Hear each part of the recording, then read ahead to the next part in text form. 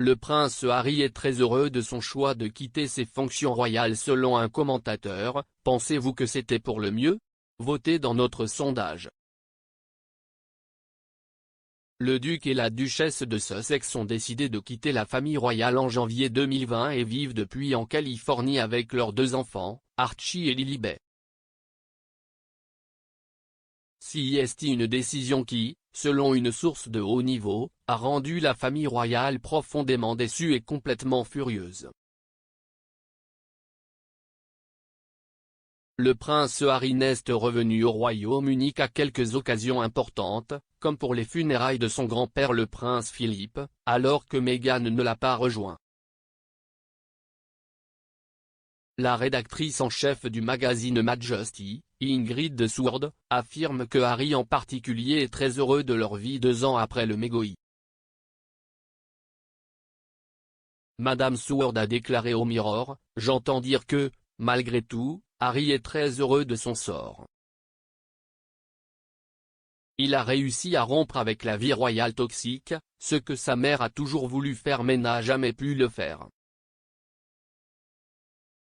Les Sussex ont figuré dans un certain nombre d'interviews télévisées depuis 2020, y compris des révélations avec Oprah Winfrey et Ellen DeGeneres, et on pense que Meghan lorgne sa propre émission de discussion. Une source proche de la duchesse a déclaré au magazine It, l'idée de choisir qui elle veut interviewer tout en s'amusant et en abordant les sujets qui l'intéressent commence vraiment à plaire, d'autant plus que cela augmentera sa popularité. Elle sait qu'il n'y a aucun moyen pour elle et Harry aurait été autorisé à s'asseoir avec Hélène s'il était encore au service des Royals, et si est tout simplement ridicule à son avis. Au cours des 2 dernières années, le couple a tiré le meilleur parti de sa liberté et a signé un certain nombre de contrats lucratifs avec les géants du streaming Spotify et Netflix, qui leur auraient assuré 100 millions de livres sterling. En avril 2021, les Sussex ont annoncé Art of Invictus comme premier projet avec Netflix. Une série documentaire sur l'événement sportif international pour les militaires blessés ou malades, fondée par le prince Harry. En juillet, Meghan a été révélée en tant que productrice exécutive d'une nouvelle série animée Pearl, écrite sur les aventures héroïques d'une fillette de 12 ans dans laquelle elle rencontre des femmes influentes de l'histoire.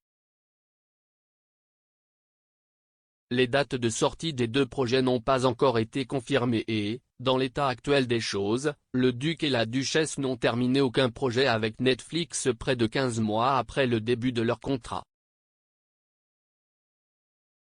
La famille de 4 personnes devrait retourner au Royaume-Uni en mai pour célébrer le jubilé de platine de la reine et assister aux Jeux Invictus aux Pays-Bas. Ce sera la première fois que la reine rencontrera son arrière-petite-fille, Lilibet, et la première fois qu'elle verra Archie depuis plus de 2 ans. Le prince Harry a insisté dans les interviews sur le fait que lui et sa femme entretenaient d'excellentes relations avec la reine, mais dans le discours de Noël de Sa Majesté, elle a choisi de ne pas les mentionner et a plutôt chanté les louanges de Charles et Camilla, et de William et Kate. Elle a déclaré, « Je suis fière au-delà des mots que son travail de pionnier, du prince Philippe, ait été repris et magnifié par notre fils aîné Charles et son fils aîné William, admirablement soutenu par Camilla et Catherine, plus récemment lors du sommet de la COP sur le changement climatique à Glasgow. »